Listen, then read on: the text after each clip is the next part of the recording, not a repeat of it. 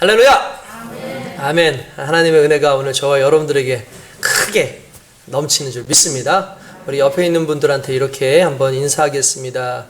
우리 믿음의 주님을 만납시다. 시작. 우리 믿음의 주님을 만납시다. 우리 믿음의 주님을 만납시다. 할렐루야. 믿음 안에 있는 자들은 결코 쓰러지지 않는 줄 믿습니다. 왜냐하면 믿음을 통해서 하나님께서 역사하시기 때문에 그런 거죠. 여러분, 제가 자주 했던 그 예화 중에서 이 공통점이 있는 부분이 있어요. 그게 뭐냐면 이제 지진 얘기를 한번 해드린 적이 있어요. 지진이 발생하면 사람들이 엄청나게 공포를 많이 느낀다, 두려움을 많이 느낀다 라는 얘기를 해줬어요. 그리고 수영을 잘 못하는 사람들이 물속에 들어갔는데 발이 땅에 닿지 않으면 두려움을 느낀다 라는 얘기를 했었어요. 그리고 비행기를 타는 사람들이 운전을 하고 가는 사람들보다 더 두려움을 느낀다. 실제로는 비행기 사고보다 교통사고가 더 많이 나거든요. 그런데도 사람들은 교통사고보다 오히려 비행기 사고에 대한 두려움을 더 많이 갖는다는 거죠. 그러면 이제 이 세 가지 제가 예화를 드렸던 것의 공통적인 두려움의 원인이 뭘까요? 네? 발이 땅에서 떨어졌다. 그래서 자빠졌다. 또 뭘까요? 이거 아주 간단한 건데 이런 거예요. 내가 통제할 수 없다예요. 내가 통제할 수 없다. 그러니까 사람은 언제 두려움이 생기냐면 내가 통제할 수 없을 때 두려움이 생기는 거예요. 그러니까 여러분들 그 인생이라는 게 그렇습니다. 내가 인생을 잘 살고 있는 것 같은데 어느 날 인생의 문제에 내가 더 이상 통제할 수 없는 그런 지점이 오게 되면 그때 사람들은 두려움이 이렇게 엄습하게 돼 있어요. 인생을 살다 보면 우리의 노력과 의지로 해결이 안 되는 문제들이 상당히 많습니다. 나름대로 열심히 애써서 살아갈 때에는 괜찮다가도 내가 그것이 도저히 더 이상 내 힘으로 어떻게 되지 않는다. 정말 죽도록 노력해도 안 된다. 이 방법 저 방법 다 썼는데도 안 된다. 그럴 때에는 사람들이 제일 먼저 낭망함과 함께 두려움이 엄습을 한다는 거예요. 그러니까 내 노력이나 힘으로 해결할 수 없는 상황이 눈앞에 전개되면 이 사람들은 말 그대로 그 안에서 체념하는 그런 상황이 발생을 하더라는 거죠. 그리고 이런 사람들에게 있어서 특징이 뭐냐면 깊은 우울감에 빠지기 시작을 한다는 거예요. 그리고 정말 안타깝게도 그 우울감에 빠지면 그 사람이 믿는 사람이든 믿지 않는 사람들이든 그 사람들이 상당히 마음 가운데 어려움이 생기다가 정말 안타깝게 스스로 목숨을 끊는 사람들도 종종 생겨난다는 겁니다. 그러니까 이제 사람들이 우울함에 빠지고 그리고 어떤 그 죽음에 스스로를 이르게 하는 그 이유가 약해서가 아니라는 거예요. 그 사람이 약해서 그래서 죽는 것이 아니고 우울증이 걸리는 게 아니라 더 이상 방법이 없다고 생각되니까 최종적으로 선택하는 게 바로 우울과 죽음이라는 거예요. 여러분, 이게 정말 안타까운 일 아니겠습니까? 결국 그래요. 사람은 자기의 힘을 믿고 살다가 더 이상 내 힘으로 할 수 없다라는 그 상황이 왔을 때 우울함도 생긴다라는 거죠. 그러니까 여러분들을 지금 붙잡고 있는 그 우울감이 뭔지, 정말 죽고 싶다라고 생각하는 그것이 무엇인지를 잠깐 생각하면 뒤돌아보면 결국 내가 아무것도 할 수 없어, 내가 할 수 있는 것이 아무것도 없다는 그 생각이 들 때에 사람들은 그러한 가슴 아픔을 경험하게 된다는 거죠. 그런가 하면 어떤 사람들은 똑같은 상황이 발생해서 내가 더 이상 아무것도 할 수 없다고 하는 그 순간에 놀랍게도 하나님을 경험하고 그분을 통해서 진짜 새로운 인생을 발견하는 사람들도 있다라는 거예요. 할렐루야. 여러분, 두려움은 실제로 실체가 아닙니다. 그러니까 우리한테 두려움이 있잖아요. 두려움이라는 건 눈에 보이는 게 아니에요. 여러분, 제가 자주 얘기하죠. 어두움, 그림자는 실체가 아니다. 에너지가 없다.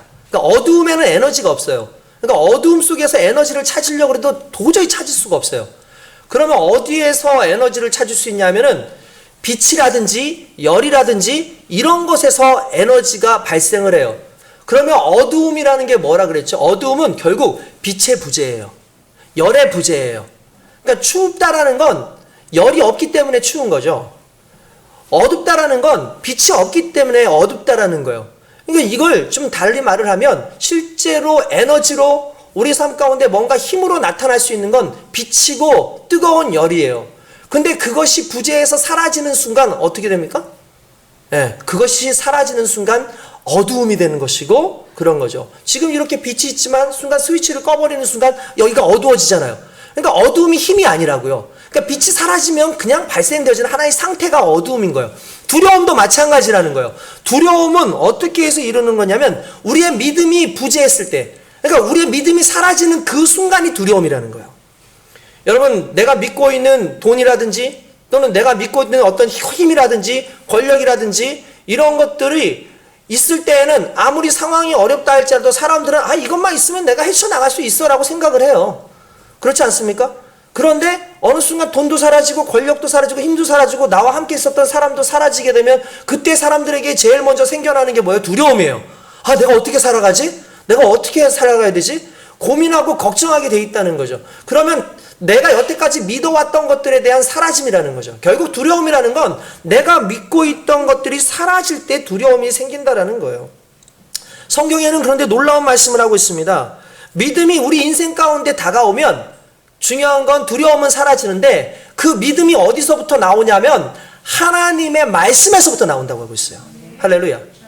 그러니까 하나님의 말씀을 믿고 살아가는 자는 인생 가운데 두려울 것이 없다는 거죠. 놀라운 건 하나님의 말씀은 눈에 보이지 않아요. 하나님의 말씀은 어떤 그 형태를 가지고 있지 않아요. 근데 우리가 믿고 살아가는 대부분의 형태가 있어요. 돈이라든지 권력이라든지 또는 어떤 사람이라든지 지식이라든지 이런 것들은 어떤 모양으로든 하나의 형태를 가지고 있지만 말씀은 형태가 없음에도 불구하고 우리를 두려움 가운데에서 구원하고 우리가 더 이상 두려움 가운데 살지 않도록 한다는 거예요. 그렇기 때문에 무엇보다도 하나님의 말씀이 오늘 저와 여러분들을 지배하는 놀라운 역사가 있기를 원합니다. 그리고 그 말씀 가운데에서 늘 살아갈 때에 우리는 두려움이 없어요. 오늘 본문에 나와 있는 야곱이라고 하는 사람은 저와 여러분들이 너무나 잘 아는 사람입니다. 게다가 오늘 이 본문의 내용 자체도 우리는 너무나 많이 했고 1년에 몇 번씩은 예화로 사용을 하기도 하는 것이 오늘 이 야복강가에서 이 천사와 씨름하는 이 야곱의 모습이라는 거죠. 근데 저는 이 속에서 조금 더 깊이 이 야곱이 그 두려움 속에 있었을 때 그는 어떤 삶을 맞닥뜨리게 됐고 어떻게 그 상황을 모면할 수 있었는가에 대해 우리가 한번 좀 말씀을 좀 깊이 살펴보기를 원합니다. 결국 그의 인생도 마찬가지였어요. 두려움 가운데 살다가 결국 이도 저도 못하는 그 순간이 되었을 때에 결국 하나님을 붙잡는, 솔직히 그게 은혜인 거죠. 그 은혜의 순간이 다가왔다라는 겁니다.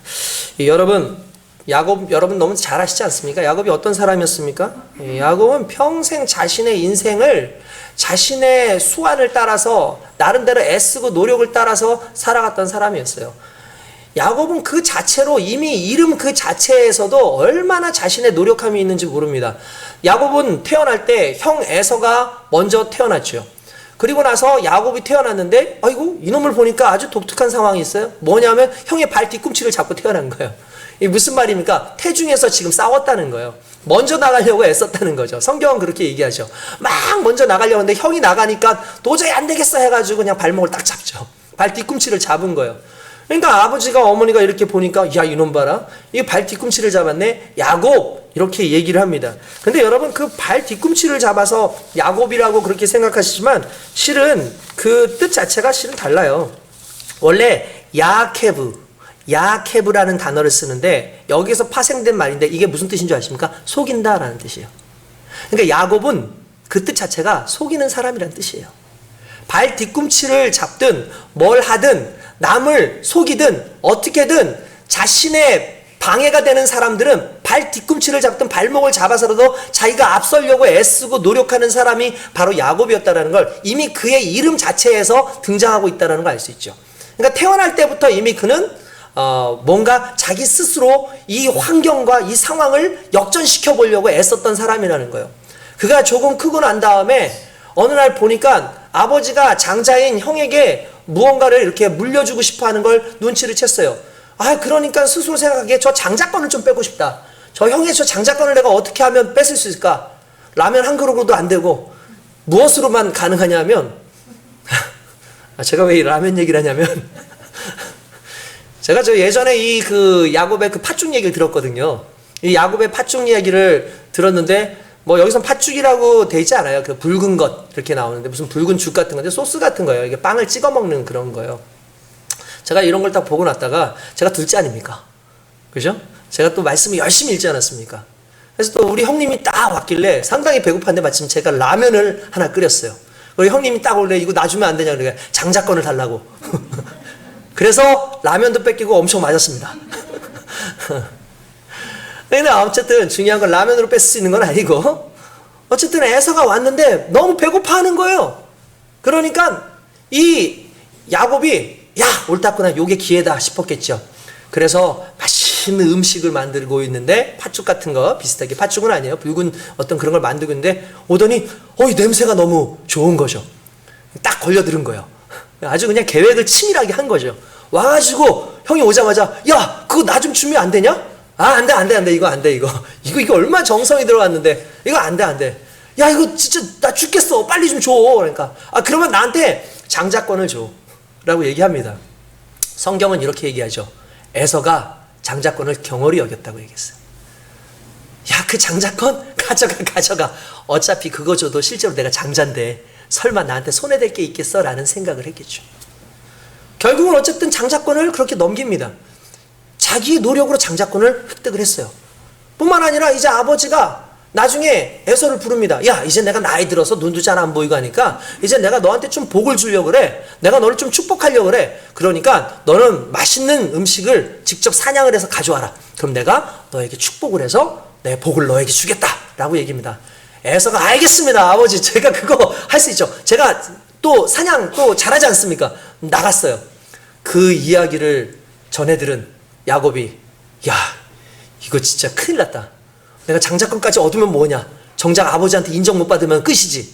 고민하고 있던 그때 이 어머니랑 같이 또 얼마나 어머니를 또 잘 굶어 싸놨는지 어머니가 야 걱정하지 마. 내가 너희 아버지 그 입맛 알지? 내가 맛있는 음식 만들어가지고 줄 테니까 빨리 가서 그 염소 한 마리 잡아와. 와가지고 그거 탁 만들어가지고 형 옷을 딱 입고 그리고 또 이렇게 형은 털이 많은데 자기는 털이 없으니까 이제 몸에다가 일단은 무슨 털옷 같은 걸 다 입었어요. 그리고 형 향수 좀 뿌렸겠죠. 뭐 어쨌든 딱 가서 아버지한테 딱 줍니다. 그러니까 아버지가 보니까 너무 빨리 왔어.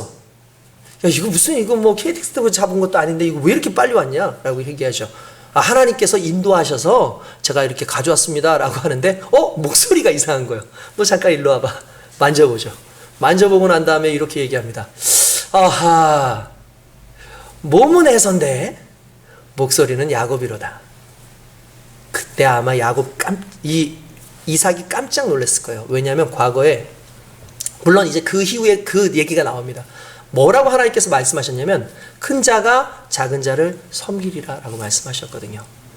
이 예언의 성취를 도저히 벗어날 수가 없다라는 걸 아마 생각을 했을 거예요. 먹고 그에게 축복을 합니다. 그래서 결국 아버지의 축복을 다 받아요. 뒤늦게 동생이 받았다는 것도 모르고 형이 오죠. 형이 와가지고 다 음식 사가지고 아버지한테 합니다. 아버지 좋았습니다. 야 무슨 소리야? 방금 전에 내가 너를 축복했는데. 아니 무슨 소리야? 내가 지금 왔는데. 아이고 네 동생이 이거 채갔구나. 그런 말이 하고 큰일 났다. 그러니까 이 형이 그럼 아버지 이거 드시고 저한테도 빨리 축복해 주세요. 그러니까 이게 원래 축복은 그래요. 아버지가 똑같이 축복해 주면 되잖아요. 근데 그렇게 아니에요. 이거는 하나님께서 주신 축복권이기 때문에 내가 이 가정의 그 흐름 속에서 한번 축복한 걸 다시 돌릴 수 없다. 그러면 저도 남은 거라도 주십시오 하니까 이렇게 얘기하죠. 너는 동생을 섬길지어다. 이게 얼마나 화딱지가 납니까? 결국 도망가지 않습니까? 결국 이것도 받았어요. 이 복도 받았어요. 도망갔습니다. 그 도망가서 가다가 이제 결국 어디까지 가게 되냐면 라반이라고 하는 삼촌 집에 갑니다. 라반을 만나가지고 그 집에 들어갔는데 중요한 건 거기에 들어가서 보니까 딸 둘이 있잖아요. 그 당시에는 이제 친족 결혼을 많이 하기 때문에 그 딸을 얻고 하는데 14년이 걸리고 또 6년 동안 열심히 일해가지고 거의 그 집안에 있는 모든 걸 자신이 다 소유하게 되는데 나중에는 나갈 때쯤 되니까 그 삼촌이 와가지고 야 내가 너를 빈손으로 내보낼 수는 없잖아. 그 뭔가 좀 챙겨줘야 되는데 어떻게 했으면 좋겠냐 라고 얘기하니까 이제 야곱이 얘기합니다. 그러면요 무늬가 없는 것들은 양들 중에서 제가 키우는 무늬가 없는 것들은 그냥 저희 삼촌 그러니까 가져가시고요. 무늬가 있는 건 제가 가져갈게요. 라고 얘기를 해요. 그러면서 데리고 나와가지고 나름대로 수를 쓰는 거죠. 그래서 뭐 이렇게 흔히 뭐 바라봄의 법칙 그렇게 얘기를 하는데 제가 보기에는 이 맨델의 법칙을 사용한 것 같아요. 그러니까 순양과 그 종들 중에서 이런 것들을 접을 붙이는 그런 상황들이 나오지 않습니까? 아마 제가 보기엔 그런 걸 쓸 거라는 생각을 해요. 물론 이제 믿음으로 이렇게 물을 마실 때 뭘 보게 하고 했다는 뭐 이런 내용들이 나와요. 근데 아마 접붙이는 모든 과정 가운데 또 하나님께서 또 은혜를 함께 주셔가지고 그 라반보다 더 크게 부유함이 생겼다는 거죠. 이게 진짜 엄청난 사건이에요. 결국 자기가 모든 걸 다 얻어낸 거예요. 자기의 힘으로 애써가지고 얻어내고 모든 걸 다 얻어냈어요. 그리고 난 다음에 어디로 갑니까? 이제 쫓겨나서 갈 데가 없어요. 갈 데가 없어가지고 다시 아버지 집으로 돌아가려고 하니까 누가 겁이 나요? 형이 겁이 나는 거예요. 내가 분명히 이제는 더 이상 돌아가지도 못해요. 왜냐하면 돌아가면은 아버지한테도 그 장인어른한테도 그 삼촌한테도 뭔가 좀 지은 죄가 있었기 때문에 이제 돌아갈 수 있는 상황도 아니고 형님한테 가자니 도저히 안 되는 거죠. 완전히 이리저리 어디 갈 수도 없는 그런 상황 속에서 점점 두려움이 생겨나기 시작했어요. 게다가 소문이 들립니다. 형이 400명의 군사를 끌고 오고 있다는 거예요. 여러분 다른 건 다 어떻게 해보겠는데 여태까지 그 스스로가 어떻게 해보이는데 이제 이 상황에선 더 이상 할 수 있는 일이 아무것도 없었다는 거죠. 이게 말 그대로 사면초가의 그런 상황인 겁니다. 이러지도 저러지도 못하는 상황까지 왔어요. 지금까지는 자기 꾀에 의해서 살아남을 수 있었고 여러 가지 상황들을 살아남을 수 있었죠. 그러니까 나름대로 한 게 뭐냐는 먼저 양떼들 앞서 세우고 떼를 나누고 그 다음에 뭐 또 종들 또 이렇게 앞서 세우고 그 다음에 자기 아내들하고 또 새끼들을 그 다음에 행렬을 해가지고 자기는 맨 뒤에 있어요. 왜요? 여차지 가면 도망가려고. 그러니까 이게 그가 인생 가운데 생각할 수 있는 유일한 방법이었다라는 사실이죠. 그런데 문제는 뭐냐면 그렇게 해서 그가 해결되지 않았다라는 사실이에요. 그러니까 자기의 방법으로서는 더 이상 해결될 수 있는 게 아무것도 없었다라는 걸 일단은 알아야 된다는 거예요. 나름대로 여러분들 인생도 좀 그렇지 않습니까? 여러분들 애써보지 않습니까? 애써보고 노력해보고 이렇게 해보고 저렇게 해보고 어떻게든 이 상황을 내가 좋게 만들기 위해서 여러분들 애써보지 않습니까? 근데 반드시 여러분들이 해도 안 되는 그 상황이 와요. 반드시 더 이상 내가 어떻게 할 수 없는 상황이 와요. 그때 여러분들 어떤 마음이 드십니까? 아, 포기하자. 난 이제 죽었다. 내 인생은 끝났구나. 라고 생각하십니까? 그때 중요한 건 그때 하나님은 여러분들을 만나십니다. 왠지 아십니까? 인생의 계획이 끝나는 그 시점에서부터 하나님의 계획이 시작되는 거예요. 그래야 하나님의 영광이 드러나는 겁니다. 왜 우리 인생 가운데 너무 하나님의 영광이 드러나지 않을까? 왜 내 인생 가운데 하나님의 역사가 일어나지 않을까? 간단해요. 기도하고 말씀대로 산다고 얘기하면서도 정작 내 힘으로 살아가요. 그렇기 때문에 말씀이 사라지고 기도가 사라지는 그 속에서 당연히 두려움이 생기죠. 두려움이 생기니까 발버둥을 치게 돼 있어요. 발버둥을 치면 칠수록 더 깊이 나락으로 빠져나가는 게 인생이라는 겁니다. 그렇기 때문에 오늘 저와 여러분들에게 주어져 있는 모든 환경에 안 좋은 이런 요소들의 상황은 하나님께서 일하시기에 가장 안선맞춤으로 주신 우리에게 복이라는 거예요. 여러분 안 됐다고 여러분 상황이 지금 더 이상 뭔가 안 된다고 해가지고 괴로워하십니까? 이렇게 생각하시면 됩니다. 믿음 안에 있는 자는 이때가 기회인 겁니다. 이때가 다시 돌릴 수 있는 상황이고 이때가 하나님의 영광을 맛보게 되는 귀한 시간이 되는 줄로 믿습니다. 그런 상황 속에서 결국 그가 야복 강가에 머무르게 되죠. 다들 다 보내놓고 난 다음에 자기 혼자 처량하게 있습니다. 근데 갑자기 어떤 사람이 나타나요. 어떤 사람이 나타나더니 자기하고 씨름을 하자는 거예요. 한참 동안 씨름을 합니다. 누군지도 모르겠어요. 무슨 낫도깨비도 아니고 갑자기 씨름을 하자고 와가지고 밧다리 걸고 막 하는데 안 넘어지고 서로 막 이렇게 합니다. 여러분 그 씨름이라는 게 우리는 씨름이라고 했지만 실제로 여기에는 이제 레슬링 같은 걸로 이렇게 기록이 돼 있어요. 여러분 씨름은 어떻게 하는 거죠? 넘어지면 지는 거죠. 근데 요즘에 뭐 K1이라든지 이런 거는 언제 지는 줄 아십니까? 한 사람이 항복해야 지는 거예요. 그러니까 씨름이라는 걸 여러분들 그냥 뭐 우리식으로 생각하면 안 되는 거예요. 그러니까 이긴다 진다라는 건 한 사람이 포기를 해야 돼요. 한 사람이 내려놔야 돼요. 그래야지 실제로 이제 이기는 싸움이 되는 거예요. 여러분 치킨 게임이라고 혹시 들어보셨습니까? 치킨 게임 안 들어보셨어요? 이게 뭐냐면 여러분들 그 미국에서는 이 좀 겁쟁이들을 뭐라고 부르냐면은 치킨이라고 불러요. 치킨이라고. 들어보셨을 거예요. 미국에서는 그렇게 얘기를 해요. 그러니까 겁나면 치킨인 거예요. 그래서 욕을 할 때에도 이 치킨이라는 단어를 써가지고 쓰면은 그 사람을 좀 비하시키는 어떤 그런 욕인데, 이 치킨 게임이라는 게 뭐냐면 이 동네 건달들이 서로 이렇게 보다가 차를 두 개를 딱 가지고 옵니다. 딱 가지고 오고 난 다음에 서로 뭐 어떻게 하냐면, 야, 네가 겁쟁인지 내가 겁쟁인지 한번 해볼까? 그래, 한번 그렇게 같이 한번 박아보자 해가지고 차를 막 박으러 가요. 이쪽에서도 차가 오고 이쪽에도 막 차가 오죠. 그럼 서로 박는 순간 어떻게 되겠어요? 둘 다 죽어요. 둘 다 죽어요. 그렇죠? 이게 치킨 게임이에요. 이게 치킨 게임이에요. 근데 막 겁쟁이가 안 되려고 오는데 그 중에서 한 사람이 겁이 나니까 쑥 피하는 순간 이 사람은 승자가 되고 이 사람은 이 패자가 되는 거예요. 피한 사람이. 그죠?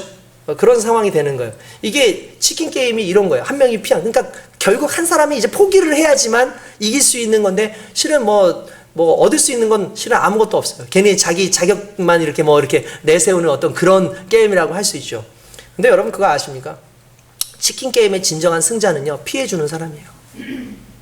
실은 피해주는 사람에 의해서 주도권이 그 사람에 의해서 형성이 되는 거예요. 실은. 요걸 잠깐 기억한 상황 속에서 잠깐 이렇게 보면은, 먼저 하나님께서 천사를 통해서, 결국 알고 봤더니 그가 천사죠. 천사를 통해서 이 야곱과 계속해서 씨름을 하게 하십니다. 자, 그리고 하나님께서 씨름을 하게 하시고 난 다음에 보니까 도저히 이게 이길 가능성이 없으니까 하나님께서 그 천사가 나중에 이 날도 좀 세우고 하니까 그 야곱의 이 환도뼈를 치는데, 지금 우리로 치면 고관절이에요. 고관절을 딱 때리는 순간 완전히 뼈가 부러져 가지고 빠져버리게 되죠. 그 상황에서도 놓지 않아요. 그 상황에서도 놓지 않아요. 왜냐하면 야곱이 느꼈어요. 아, 이 사람 보통 사람이 아니다. 이 사람 보통 사람이 아니다. 이 사람 보통 사람이 아니라는 걸 느꼈어요. 그리고 붙잡죠. 붙잡고 이 사람한테 매달리는 거예요. 그러니까, 야, 너 왜 이래? 좀 나로 하여금 좀 가게 해. 못 갑니다. 못 갑니다. 라고 얘기를 하죠. 그렇게 하면서 하니까 뭐라고 하냐면, 야, 알았어. 네 이름이 뭐야? 저 야곱입니다. 그래? 앞으로 야곱이라 부르지 마. 이스라엘이라 그래. 왜냐하면 네가 사람들과, 하나님과 사람들과 겨루어서 이겼기 때문이다 라고 얘기하면서 그를 축복하시더라는 거죠. 그러니까 그제서야 놨다라는 그런 내용이 나옵니다. 이 내용을 우리가 너무 잘 아는 상황이에요. 여러분, 이러지도 저러지도 못하는 그 상황 속에서 첫 번째, 하나님께서 우리를 찾아오시는 이유가 뭐냐면, 일단 너희의 육신의 것을 좀 내려놔. 일단 너희의 생각도 좀 내려놔. 너희가 붙잡고 있는 것을 내려놔. 그리고 무엇을 붙잡아야 되는지 다시 한번 생각해 보라는 거야. 여러분, 지금까지 그가 붙잡고 있었던 게 뭡니까? 자신의 육신의 힘 아니었습니까? 지금까지 그가 붙잡고 있었던 게 뭡니까? 자기의 꾀 아니었습니까? 자기의 재력 아니었습니까? 근데 하나님께서 그를 만나심으로 말미암아 그는 잡고 있던 대상이 바뀌었어요. 누구로요? 하나님으로 바뀐 거예요. 여러분, 결국 인생의 승리는 어디에서부터 시작되냐면은 내가 붙잡고 있는 것을 내려놓고 하나님을 붙잡는 그 순간부터 시작이 되는 거죠. 이게 진정 해결책에 있어서 첫 번째 부분이라는 거예요. 하나님께서는 그리고 난 다음에 그에게 뭐라 하면, 네가 나와 겨루어 이겼다라고 얘기합니다. 그럼 이겼다라는 게 뭔지 아십니까? 결국 이거예요. 하나님을 이기는 방법, 나의 것을 내려놓는 것. 나의 것을 내려놓는 것. 이게 하나님을 이기는 방법이에요. 무슨 말인지 아십니까? 나의 것을 내려놓는 순간 나의 모든 걸 하나님이 책임지셔야 되기 때문에 그렇다는 거예요. 오늘 저와 여러분들이 그렇게 되어지기를 주님의 이름으로 축원드립니다. 여러분, 하나님께서 이러지도 저러지도 못하는 그런 상황을 주시는 이유는 더 이상 내가 주인이 아니라는 것을 알려주시는 거예요. 그리고 그 상황 속에서 하나님을 붙잡음으로 말미암아 하나님이 내 인생의 주인일 뿐만 아니라 결국 이 모든 상황은 너의 힘으로 되는 게 아니야. 그걸 직시시켜 주시는 거죠. 그리고 그 상황 속에서 결국 발견하게 하시는 게 뭐냐면, 하나님을 붙잡아야지만 살 수 있다는 걸 알려주시는 거예요. 이게 이기는 법이에요. 우리가 한 가지 확실하게 여러분들한테 말씀드리고 싶은 게 있어요. 우리는 하나님을 이겼다라고 얘기를 하잖아요. 그래서 이스라엘을 하나님이 이겼다라고 그렇게 얘기하잖아요. 근데 여러분 착각하지 마십시오. 우리가 이긴 게 아니라 하나님이 져주시는 겁니다. 그걸 뭐라고 하는 줄 아세요? 은혜라고 얘기하는 거예요. 하나님은 그 은혜를 우리에게 주시기 위해서 이 상황들을 우리에게 만들어 놓으셨다는 사실이죠. 그래서 너 지금 봐봐, 더 이상 네가 할 수 있는 거 없어. 너가 할 수 있는 거 딱 하나 있다. 너 환도뼈도 부러졌지? 너 힘도 없지? 이제 할 수 있는 건 딱 하나 있어. 나 붙잡는 거야. 나 붙잡는 거야. 나 붙잡을 거야? 너 나 붙잡을 거야? 그럼요. 내가 이제 더 이상 희망이 없습니다. 내게서는 더 이상 희망이 없습니다. 여러분, 축복받는 사람이 아니었단 말이에요. 누구의 축복을 기대는 사람이 아니었단 말이에요. 옛날에 아버지한테 축복받았지만 별 소용 없었어요. 중간에 베델에서 기도했다가 하나님 만났지만 별로 그렇게 크게 그것 없었던 것 같아요. 자기 나름대로 노력대로 한 것 같아요. 근데 모든 면밀히 살펴보니까 이 모든 것이 내가 잊고 있어서 그렇지 내 힘이 아니라 하나님의 힘이었네. 하나님의 힘이었네. 그 순간에 하나님을 붙잡았다라는 거예요. 그때 놀라운 역사가 일어났고, 그리고 그때 하나님께서 너가 나를 이겼어 라고 얘기하지만, 그건 우리가 이길 수 있는 존재이기 때문에 이긴 게 아니라 하나님 우리를 사랑하시기 때문에 저 주셨다라는 거예요. 이게 은혜고 그 이름으로 나온 게 이스라엘이에요. 할렐루야. 저와 여러분들이 그렇게 하나님 앞에 내려놓기를 원합니다. 깨달았어요. 이게 결국은 방법이었구나. 이게 방법이었구나. 내가 자기가 이루었다고 말하는 그 순간에, 내가 한 것이라고 얘기하는 순간에 이미 세상의 모든 것은 다 무너져 버릴 것이라는 거예요. 그래서 하나님께서 세상과 싸워서 이기려고 하지 말고 나와 싸워서 이기려고 해. 왜냐하면 세상은 녹록하지 않아. 너희한테 지지 않아. 여러분, 세상이 여러분들한테 집니까? 세상이 여러분들한테 져요? 코로나 하나도 우리가 굴복 못 시키는데? 세상이 여러분들 져요? 안 져요. 세상은 절대로 우리한테 안 져요. 그런데 하나님 우리한테 져주세요. 왠 줄 아세요? 우리 아버지시거든요. 이게 중요한 거예요. 자식 이기는 부모 없다는 말이 왜 나오겠어요? 사랑하니까 나오는 거예요. 자식들은 까불면 안 돼. 지네들이 무슨 잘나가지고 아버지 어머님이 지는 줄 알아? 아니에요. 사랑하니까, 내 자식이 사랑하니까 그 자식한테 져주는 거예요. 이 자식들이 와가지고 엉뚱한 것 가지고 붙잡고 싸우고 있어. 얼마나 가슴 답답해. 언제나 나한테 돌아올까? 아니, 내가 해결해 줄 수 있는데, 내가 모든 걸 해줄 수 있는데, 이 아이들이 자기 스스로 해보겠다고 그렇게 돌아다니고 있어요. 그런데 그 모든 것이 다 떨어지고 나니까 그제서야 아버지한테 오잖아요. 괘씸하잖아요. 얄밉잖아요. 그런데도 아버지는 져주세요. 어머니는 져주세요. 이유는 하나예요. 사랑하기 때문에 그래요. 그걸 우린 은혜라고 얘기하는 거예요. 그 은혜를 경험하게 하시기 위해서 오늘 하나님께서는 이 모든 상황 가운데 우리를 부르시고 그 상황 가운데서도 노출시키시는 거예요.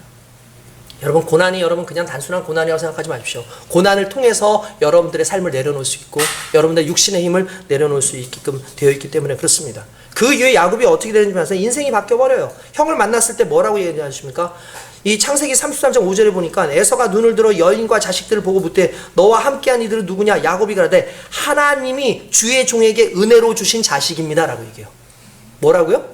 하나님께서 주의 종에게 은혜로 주신 자식입니다 라고 얘기해요. 은혜라는 단어가 들어갔어요. 11절에도 보면 하나님이 내게 은혜를 베푸셨고 나의 소유도 조카오니 이렇게 얘기해요.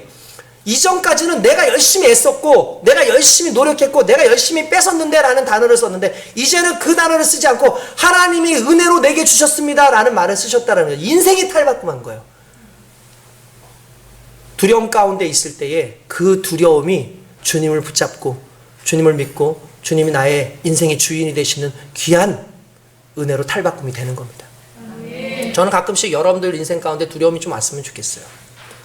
그리고 이 두려움이 우울감이나 내 인생을 끝내는 데 있는 것이 아니라 이 두려움이 믿음이 오면, 말씀드렸죠? 믿음이 있으면 두려움은 사라진다고. 믿음의 부재가 두려움이라고. 결국 믿음을 붙잡는 그 순간, 하나님의 말씀을 붙잡는 그 순간에 사라질 것이라는 걸 깨닫게 하시려는 하나님의 목적 안에 있기를 주님의 이름으로 축원드립니다. 저와 여러분들이 이룬 것이 아니라는 걸 믿으시길 주님의 이름으로 축원드립니다. 뿐만 아니라 우리 주님께서요 우리에게 오셔서 이 모든 상황 속에서 오셨다라는 것을 가져야 되는 그 의미 하나가 있어요. 그게 뭐냐면 하나님께서 이스라엘이라는 그 이름을 주셨잖아요. 그 뜻이 무슨 뜻이죠? 무슨 뜻이라 그랬죠? 하나님과 겨루어 이겼다라는 뜻이잖아요. 근데 실은 그런 뜻이 아니고 하나님과 겨루었다라는 뜻이에요. 이겼다라는 뜻이 아니라 하나님과 겨루었다라는 뜻이에요. 자, 여러분, 제가 옛날에 그런 재밌는 얘기 한번 해드린 적 있었죠. 어떤 얘기 보니까 그렇게 나오더라고요. 세 사람이 개와 함께 달리기 시작을 했습니다. 이거 아마 기억나실 거예요. 첫 번째 사람이 개보다 조금 빨리 들어서 1등을 차지했고요. 두 번째 사람은 개와 동시에 들어와서 공동 2등을 했어요. 그리고 세 번째 사람이, 마지막 사람이 개보다 조금 늦게 들어와서 3등을 차지했어요. 자, 1등을 끝나고 난 다음에 명칭이 잊어졌어요. 자, 첫 번째 사람은 뭐라 하냐면 개보다 더한 놈. 그죠? 개보다 독한 사람. 이런 명칭이 됐어요. 두 번째는 개 같은 사람. 그죠? 개와 같이 들었어. 세 번째 뭐냐면 개보다 못한 사람이에요. 이게 상당히 안 좋지 않습니까? 정말 안 좋은 얘기잖아요. 그런데 반대로 이건 얘기예요. 재밌는 얘기라서 어떤 사람이 예수님과 함께 달리기를 했다는 거예요. 달리기 시합을 했대요.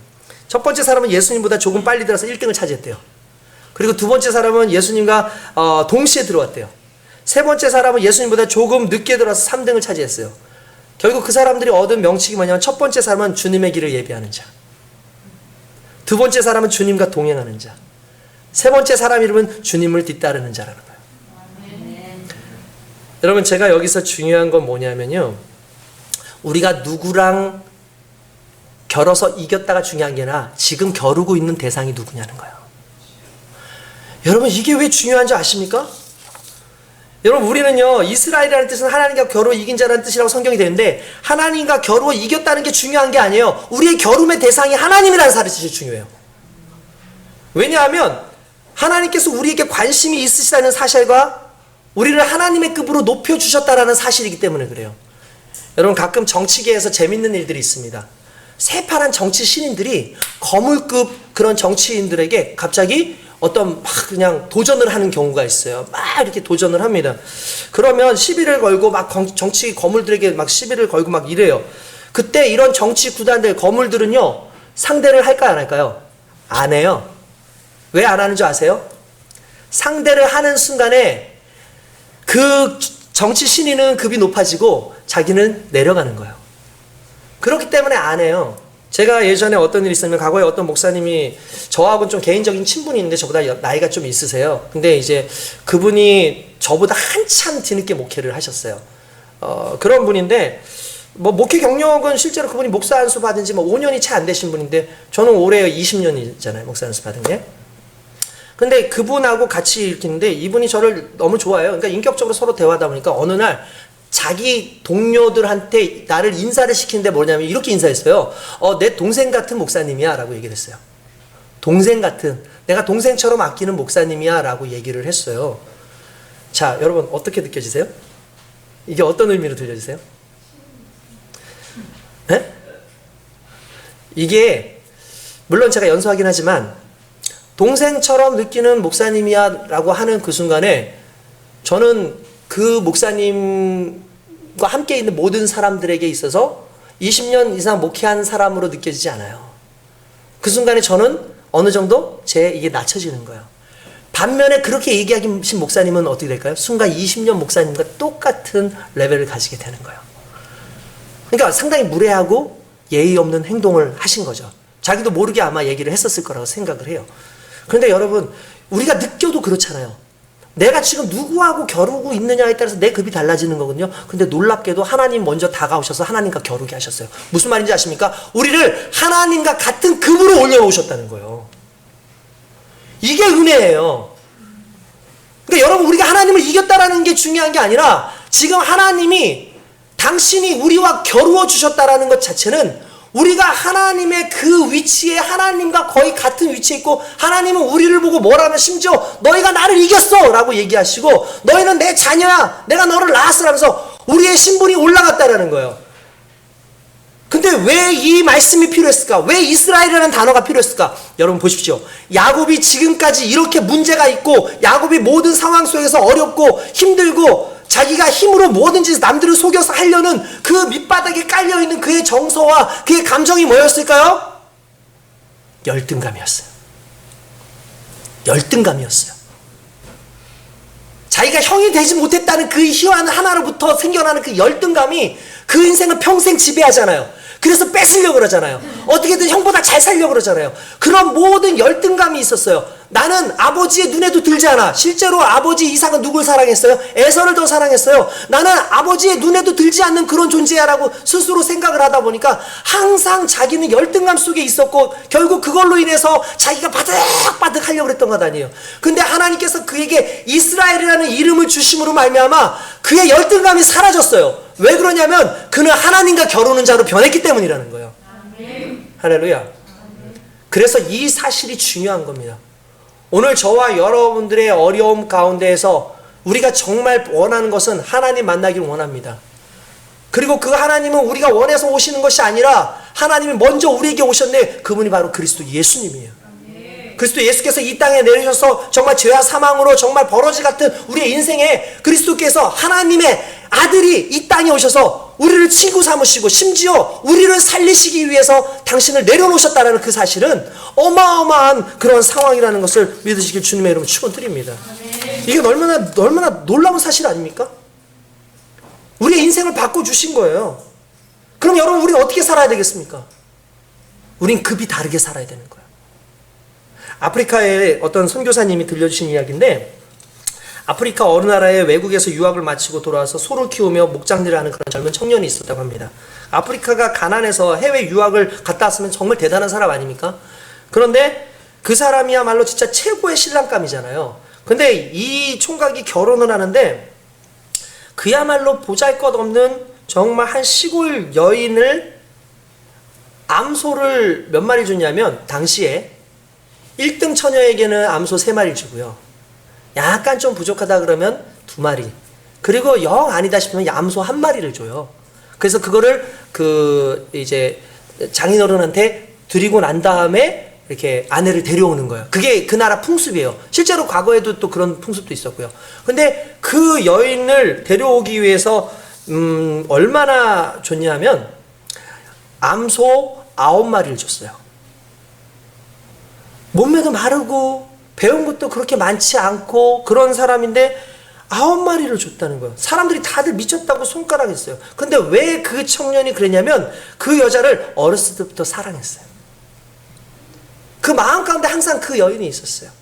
그래서 그 여인을 데려오는 데 있어서 암소 3마리도, 아니 암소 9마리도 아깝지 않고 그게 내게 너무나 가치 있는 존재라는 걸 알려주고 싶었던 거예요. 야, 이 청년 정말 대단한 사람 아닙니까? 대단한 사람이잖아요. 그런데 이 선교사님이 지켜보다가 더 놀라운 사실이 있었대요. 그 여자가 결혼하고 난 다음부터 이상하게 삶이 변하더래요. 이 사람이 얼굴도 상당히 부해지고 어느 순간에 그 지역에서 제일 가는 귀부인이 되었다는 거예요. 그 얘기를 하면서 어떻게 해서 이럴 수 있었냐고 물어봤더니, 그 선교사님이 물어봤더니 이렇게 얘기를 해요. 저는 남편의 은혜를 잊지 못합니다. 그리고 내 남편은 나는 가장 가치 있는 여자라는 걸 알게 해주셨습니다 라고 얘기하는 거예요.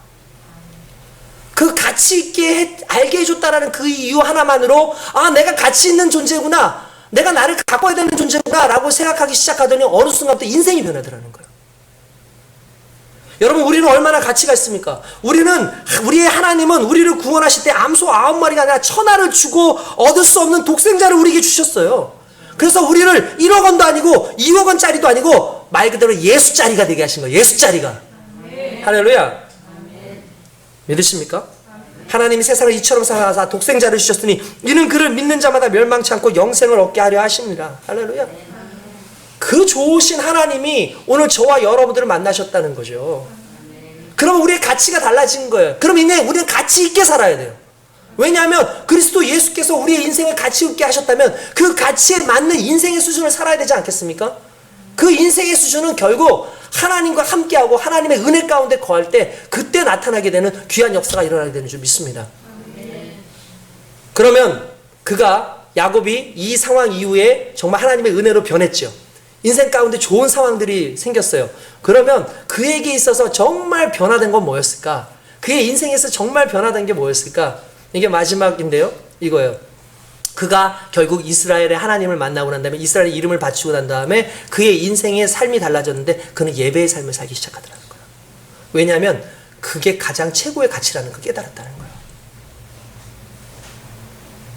성경에 보니까 이 야곱이 뭐라고 얘기하면 그 야복강에 있는 거기다가 돌 하나 세워놓고 이렇게 합니다. 이것을 이름을 뭐라고 지었냐면 브니엘이라고 했어요. 브니엘이 무슨 뜻이죠? 하나님의 얼굴을 배웠다라는 뜻이에요. 하나님의 얼굴이라는 뜻이에요. 근데 그걸 해놓은 이유는 거예요. 하나님의 얼굴을 배웠는데 내가 죽지 않았다라는 거예요. 여러분, 놀라운 것이 있습니다. 하나님의 얼굴은 언제 보죠? 우리의 눈으로 보는 게 아니에요. 하나님의 얼굴은 예배 때 볼 수 있습니다. 이건 무엇을 의미하는지 이해되세요? 그의 인생의 모든 가치가 다 바뀌면서 그의 놀라운 가치가 생기고 나면서 그의 가치 가운데 이제 최고의 가치는 예배의 가치로 바뀐 거예요. 이게 왜 그러냐면 여러분 그가 애초에 형에게 뺏었던 게 뭐예요? 장자권이었어요. 여러분 장자권이 뭐죠? 예배권이에요. 장자해가지고 장자에서 뭘 받은 게 아니라 장자권은 예배권이었어요. 결국 예배 드릴 수 있는 권한이 생긴 거예요. 여태까지 자기가 뭔지도 모르고 장자권을 뺏었고 뭔지도 모르고 하나님 앞에 축복을 받았거든요. 아버지한테 축복을 받았거든요. 그런데 나중에 하나님께서는 그걸 기억하신 거죠. 그 인생이 끝나갈 그때쯤에 하나님께서 그에게 복을 주시고 다시 그로 하여금 깨닫게 하시고 주신 선물이 뭐냐면 너는 정말 가치 있는 존재거든. 근데 그 가치가 유지되려면 내가 너와 함께 있어야 돼. 그것이 바로 예배예요. 장자권이 회복된 거예요. 진정한 장자권을 얻은 거죠. 예배권이 회복된 거죠. 그때부터 그의 인생의 가치가 달렸어요. 왜냐하면 그때부터 그는 예배의 사람이 되었기 때문에. 오늘 저와 여러분들이 예배의 사람들이 되기를 원합니다. 하나님을 만난 사람들, 가치가 있는 사람들은요, 결국 예배를 통해서 하나님을 만나고 그 예배를 통해서 하나님과 동행하고 그 예배를 통해서 우리의 삶을 더 거룩하게 만들어요. 예배를 통해서 하나님을 경험한 사람이 세상 속에서 막 살 수 있겠습니까? 아니죠.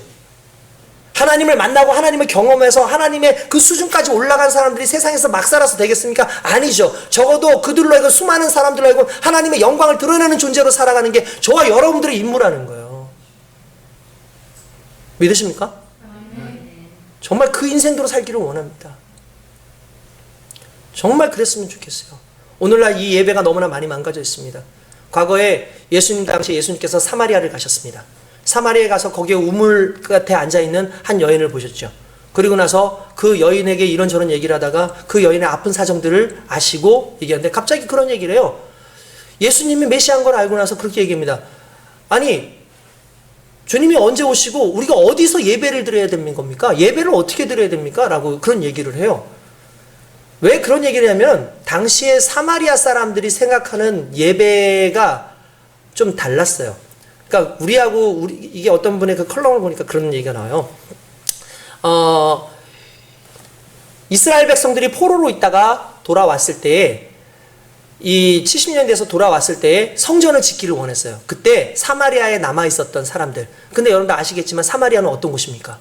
혼혈인들이에요. 그러니까 이스라엘의 정통성을 잃어버린 사람들이에요. 그러니까 항상 자기네들이 반쪽이야, 반쪽. 말 그대로 오리지널이 아닌 거예요. 그러니까 유대인들이 무시했어요. 아니 저거 말이야, 저기 오리지널도 아니고 정말 하나님 믿는 사람 아니다. 너희는 진짜 선민 아니다. 하면서 항상 배척했던 사람들이 거죠.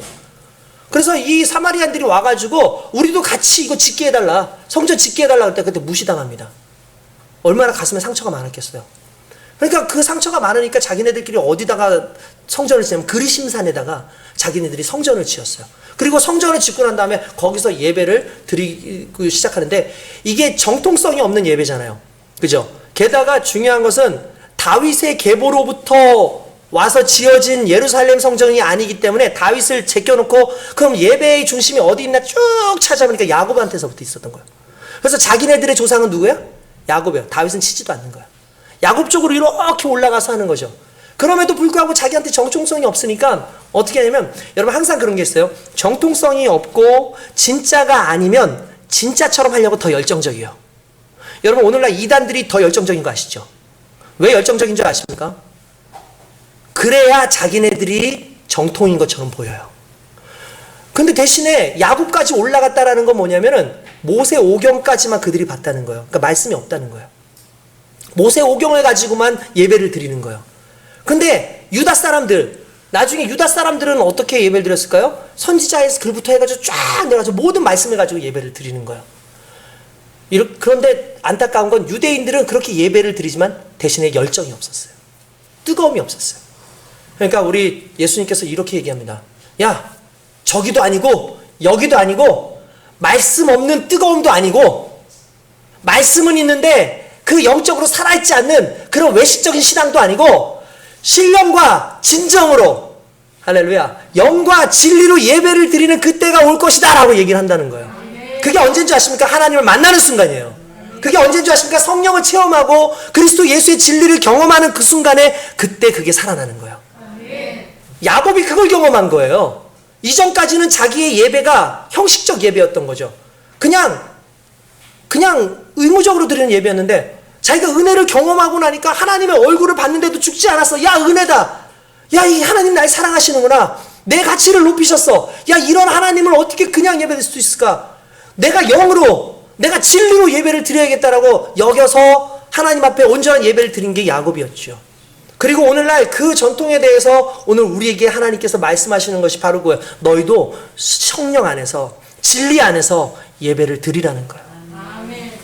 언제 가능할까요? 주님을 경험했을 때. 언제 가능할까요? 성령 충만했을 때. 언제가 가능하겠습니까? 내 인생의 모든 걸 포기하고 하나님 내 인생의 주인이라는 것을 발견하고 그분과 함께 동행할 때. 그때 저와 여러분들의 인생은 달라집니다. 수준이 달라집니다. 세상의 수준을 따라가려고 애쓰지 마십시오. 우리는 하나님과 함께 동행하는 급이 같은 그런 존재라는 거예요. 그렇게 올려주신 하나님 앞에 오늘의 이 말씀은 너무나 우리에게 중요한 의미를 담고 있는 말씀이라는 거죠.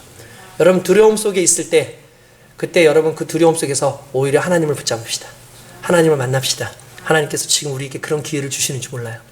그 기회 속에서 더 열심히 믿음 생활하는 저와 여러분 될 수 있게 주님의 이름으로 축원드립니다. 기도하겠습니다.